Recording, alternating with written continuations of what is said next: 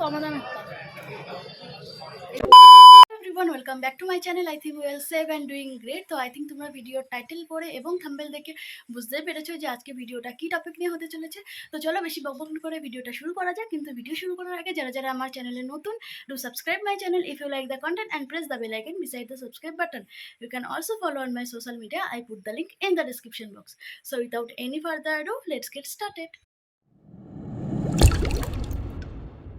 আমি রেডি হয়ে গেছি। এখন যাব ব্যারাকপুরে, একটা মন্দির আছে অন্নপূর্ণা মন্দির, সেখানেই পুজো দিতে। তো চলো বেশি দেরি না করে ফটাফট বেরিয়ে পড়ি। তো আমি বনগাঁ থেকে ট্রেনে করে বারাসাত অব্দি যাই। তারপরে হেলাবরতলা নামক একটা জায়গা আছে বারাসাতে।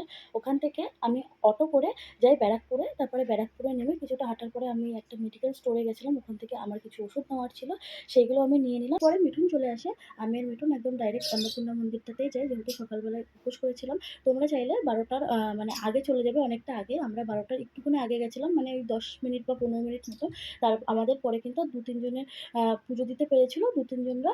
তারপরে কিন্তু মন্দির বন্ধ করে দিয়েছিল, যেহেতু ওই টাইমে মার ভোগ নিবেদন হয়। ওখানে ঢুকতেই কিন্তু পুজো দেওয়ার জন্য সমস্ত পুজো সামগ্রী পাওয়া যায়, পুজো দেওয়ার যে জিনিসগুলো।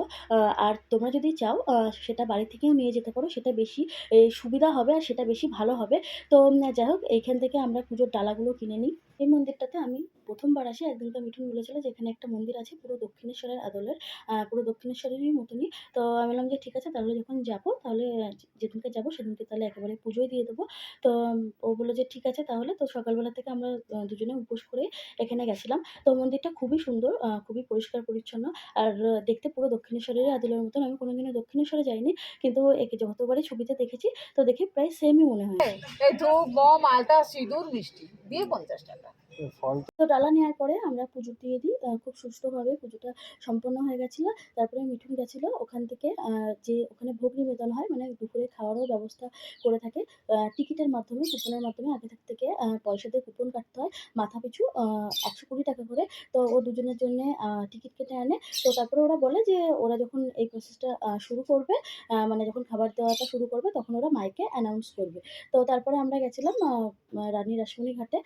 এই ঘাটটা একটুখানি ঘুরে নিলাম, যেহেতু এই জায়গাগুলোতে আমি প্রথমবারই এসেছিলাম। তো বললো যে ঠিক আছে চল, একটুখানি সময় আছে, তো এই ঘাটটা থেকে ঘুরে আসি। তো তারপরে এসে দেখি মাইকে প্রচার করছে যে এখানে যারা যারা মানে টিকিট কেটেছে তাদের খাবারের ব্যবস্থা মানে শুরু হয়ে গেছে, তারা ভোগ বিতরণ করছে। এবার আমরা দুজনে মিলে প্রসাদ গ্রহণ করি। ওখানে কিন্তু চেয়ার টেবিলে বসে খাওয়ানোর ব্যবস্থা করা আছে। মাকে যে ভোগটা নিবেদন করা হয় সেটাও দেওয়া হয়। আর তার সাথে সাথে ভাত, ডাল, সবজি, চাটনি, পায়েস, পাঁপড়, আরও অনেক কিছু দেওয়া হয়। যেহেতু এই ভিডিওটা অনেক দিনকার আগের, ওর জন্যে আমার যতটুকু মনে আছে আমি সেই ভিত্তি করেই বলছি।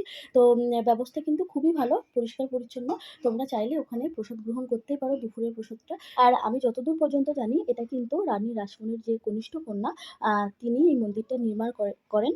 যে দক্ষিণেশ্বরের মন্দিরটা আছে, বাইরে যেমন ৮টা শিব ঠাকুর আছে, আর এখানে ৪টে, এপাশে ৪টে ওপাশে ৪টে, অনেকটাই বড় জায়গা জুড়ে। আর একটা মঞ্চ মতনও করা আছে, মানে একটা জায়গায় দক্ষিণেশ্বরে যেমন যেমন জিনিস আছে সেখানে আমরা যখন যাই তখন দেখছিলাম যে শুটিংও হচ্ছিল। বিকেলে সন্ধ্যা আরতিও হয়, সেটা একটা টাইমে। সেই টাইমটা আমি জানি না। তো যাই হোক, তোমরা যদি কেউ চাও যে এখানটায় ঘুরতে যাবে তো সেটাও তোমরা যেতে পারো। আর এই জায়গাটা এখন আপাতত মা রানী রাসমণি মায়ের যে ছোট কন্যা আছে তারই বংশধররা এই জায়গাটা রক্ষণাবেক্ষণ করে এবং সমস্ত দায়িত্ব তারাই পালন করে। তো এইটুকু আমি যতটা পেরেছি জানতে পেরেছি, তো সেই তথ্যগুলোই তোমাদের সাথে আমি দেওয়ার চেষ্টা করছি। যদি ভুল ত্রুটি হয়ে থাকে অবশ্যই ক্ষমা করবে। আর আজকের ভিডিওটা এইটুকুনি। যদি ভালো লেগে থাকে অবশ্যই like, comment, share and subscribe.